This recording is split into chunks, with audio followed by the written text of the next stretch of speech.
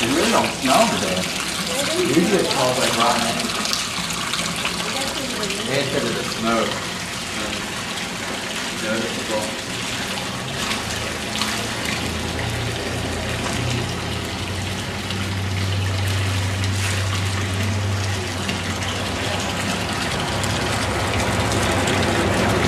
Yeah, if they don't come unplug it, it'll flood up in here and just run through the filter bed.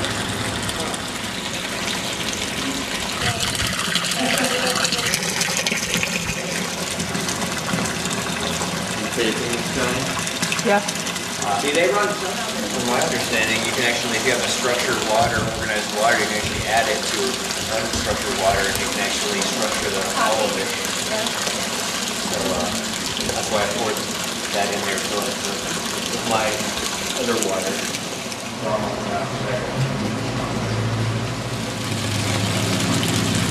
Is that on the right side? Like shortly after that, it just fell apart. It was weird. It must have like fractured the glass. I was pretty excited.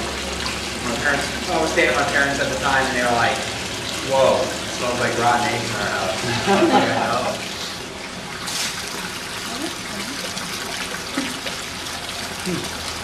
What's in it? Aloe vera, goji berries, blueberry algae, polyphenols, agave nectar, salt. It's really good. What else? It's a lot sweeter than Lemon oil? Lemon oil. That's what you had last night.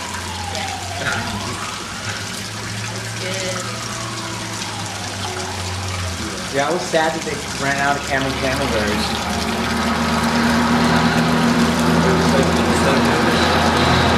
I threw away that bag, the old bag, and the bees got in our garbage can and they're going crazy. So they came with? Yeah, they're in the old bag. I guess they just smelled it or something. There's something about it that it just... You guys can get some tomatoes from it. That's what I'm going to start. That's about the awesomest machine. It's got 6 to 8 pods, right? And they're like long 10-foot growing tomatoes. I noticed just from the difference in the wheatgrass that I grew. Really? Like the taste is different. It's way more bitter. From what? It's more mineralized. And the wheatgrass I was growing? From growing the ocean water stuff? Yeah. I've been letting it go longer too. Because I can't handle it like when it's really young. Yeah, when it's really young, it tastes better, but it just wants to like flush me out. It gets a little old. So I've been letting it go like a couple weeks. They get lost, whether like therapeutic flavors in the eye or so on. I don't know how like they do it in the wild. Because especially in those robots, they're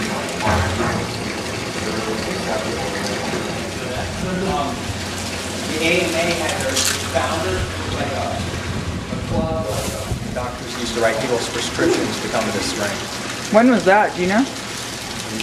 19 something. I think it might say on the board. But it'll definitely say you can get a clip at the Mason Center. They actually show them. Well, the spring was in 1898, and this hotel, as far as I can tell, it was back here, or it might have been up there. Anyways, you see, this is the original spring. That tubing, that's where the rock is. And this was the original pavilion. And then this it talks about it. This is when they bought it from the Native Americans in 1902. And at first it was called, you know, Sulfur Springs Reservation. Because you know the history of Oklahoma, what they did?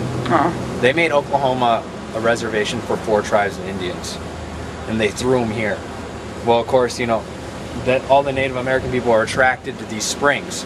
And they're one of the reasons that the springs got out, and then when they started coming here, and you know they were drinking of the water, and they would go down there to that valley. You can't really see it, but if you follow this path around here, there's these pools.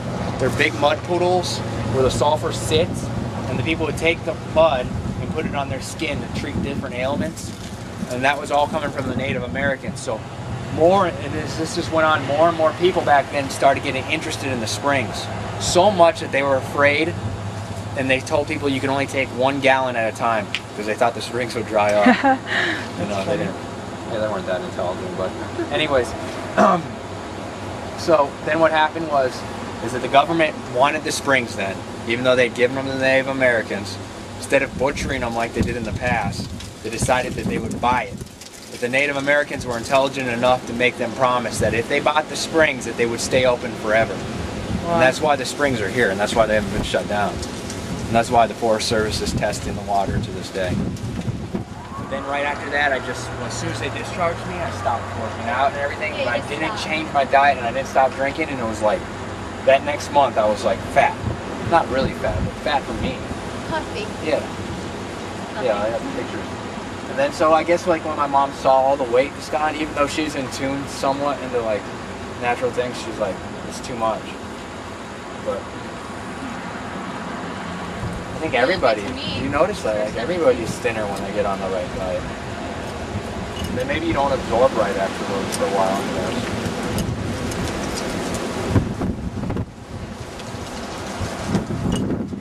How'd you get into natural food?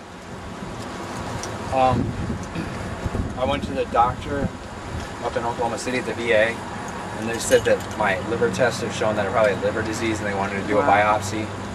And so I went on a tirade on him because he had me on like a bunch of painkillers and Xanax and all these mood disorder drugs.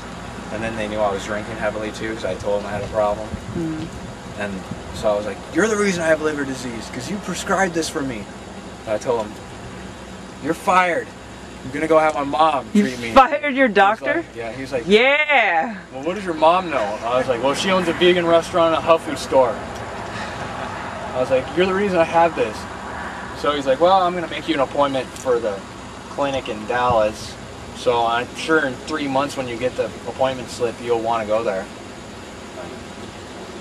Didn't go back.